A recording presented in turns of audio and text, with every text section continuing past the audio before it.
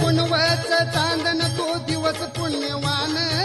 सर्प रूपात देती भक्तांना दर्शन सर्प रूपात देती भक्ताला दर्शन सर्प रूपात देती भक्ताला दर्शन भक्ती भावान तिच्या चरणाशी लागीन भक्ती भावान तिच्या चरणाशी लागीन